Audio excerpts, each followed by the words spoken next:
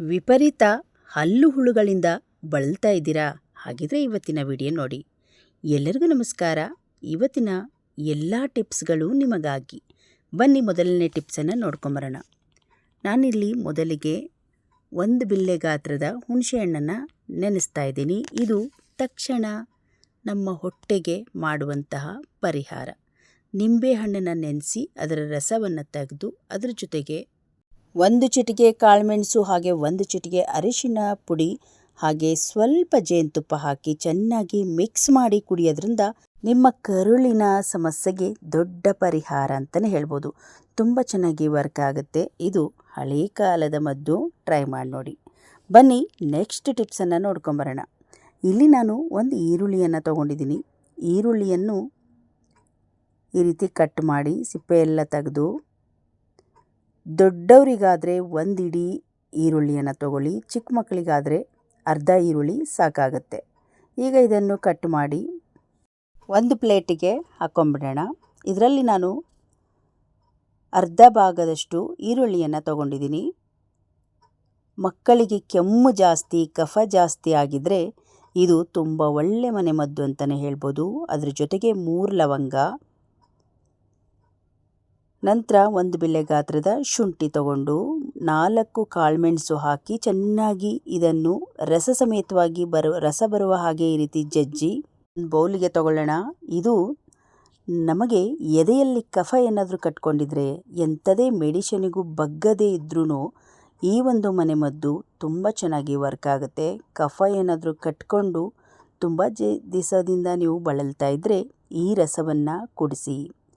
ಅದೇ ಹೇಳಿದ ಹಾಗೆ ಮಕ್ಕಳಿಗೆ ಆದರೆ ಅರ್ಧ ಸಾಕಾಗುತ್ತೆ, ದೊಡ್ಡವರಿಗೆ 1. ಇದರ ರಸ ಎಷ್ಟು ಬರುತ್ತೋ ಅಷ್ಟನ್ನು ಈ ರೀತಿ ಸ್ಪೂನಿಗೆ ಹಾಕಿ ಕುಡಿದ್ರೆ ತುಂಬ ಚೆನ್ನಾಗಿರುತ್ತೆ.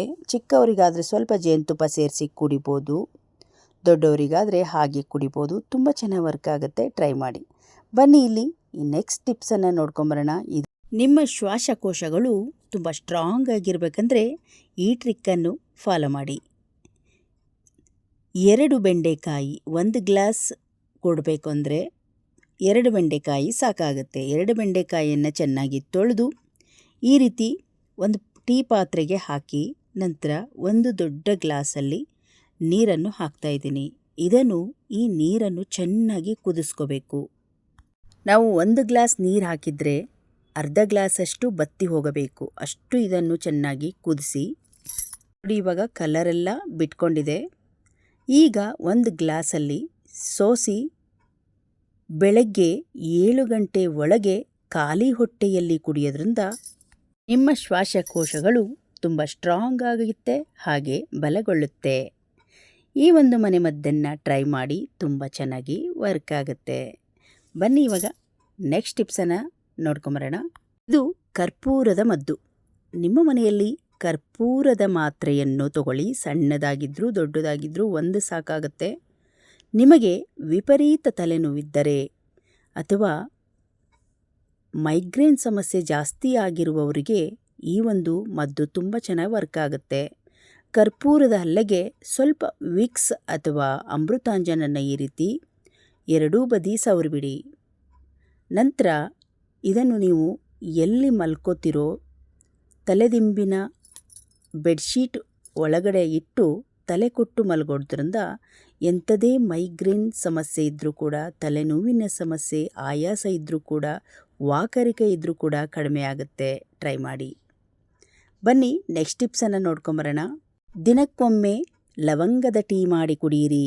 ಆಯಾಸ, ವಾಕರಿಕೆ, ಪಿತ್ತದ ಸಮಸ್ಯೆ, ಗ್ಯಾಸ್ಟ್ರಿಕ್ ಸಮಸ್ಯೆ ಇದ್ದವರು ಈ ಲವಂಗದ ಟೀ ಮಾಡಿ ಕುಡಿಯಿರಿ. 1 ಗ್ಲಾಸ್ ನೀರು, 3 ಲವಂಗ, ಚಕ್ಕೆ ಎಲೆ ಅಥವಾ ಚಕ್ಕೆಯನ್ನು ಹಾಕಿ ಈ ನೀರನ್ನು ಚೆನ್ನಾಗಿ ಕುದಿಸಿ ಈ ರೀತಿ ಕಲರ್ ಚೇಂಜ್ ಆಗುತ್ತೆ.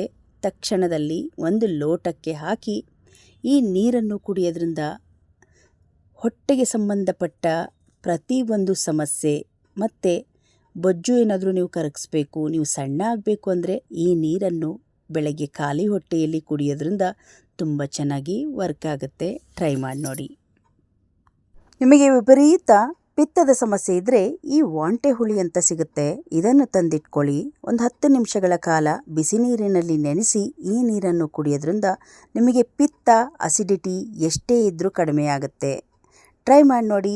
ಈ ಒಂದು ಮನೆಮದ್ದು ತುಂಬ ಚೆನ್ನಾಗಿ ವರ್ಕ್ ಆಗುತ್ತೆ. ವಿಪರೀತ ಪಿತ್ತದ ಸಮಸ್ಯೆ ಕಡಿಮೆಯಾಗುತ್ತೆ. ಈಗ ಒಂದು ರೆಸಿಪಿ ಮಾಡೋಣ. 4 ಥರದ ಸೊಪ್ಪನ್ನು ಹಾಕಿ 1-2 ಥರದ ಮೊಳಕೆ ಕಾಳು, ಖಾರಕ್ಕೆ ತಕ್ಕಾಗೆ ಹಸಿಮೆಣಸಿಕಾಯಿ, ಬೆಳ್ಳುಳ್ಳಿ, ಕರಿಬೇವಿನ ಸೊಪ್ಪು, 1 ಚಮಚ ಜೀರಿಗೆ, ಸ್ವಲ್ಪ ಹುಣಸೆಹಣ್ಣು, 1 ಈರುಳ್ಳಿ, ಟೊಮೊಟೊ 1 ಹಾಕ್ತಾಯಿದ್ದೀನಿ, ರುಚಿಗೆ ತಕ್ಕಷ್ಟು ಉಪ್ಪು, 1/4 ಚಮಚ ಅರಿಶಿಣ ಹುಡಿ, ತೊಗರಿಬೇಳೆಯನ್ನು ಹಾಕಿ ಇದಕ್ಕೆ 1-2 ಗ್ಲಾಸಷ್ಟು ನೀರನ್ನು ಹಾಕಿ 4 ವಿಷಲ್ ತಗೊಂಡು ಚೆನ್ನಾಗಿ ಮಸ್ತು ಸಾಂಬಾರು ಪುಡಿ ಹಾಕಿ ಕುದಿಸಿದ್ರೆ ಈ ಮೊಸಪ್ಪು ಸಾರು ರುಚಿಕರವಾಗಿ ರೆಡಿಯಾಗಿದೆ. ಮುದ್ದೆಗೆ, ಅನ್ನಕ್ಕೆ ತುಂಬ ಚೆನ್ನಾಗಿರುತ್ತೆ.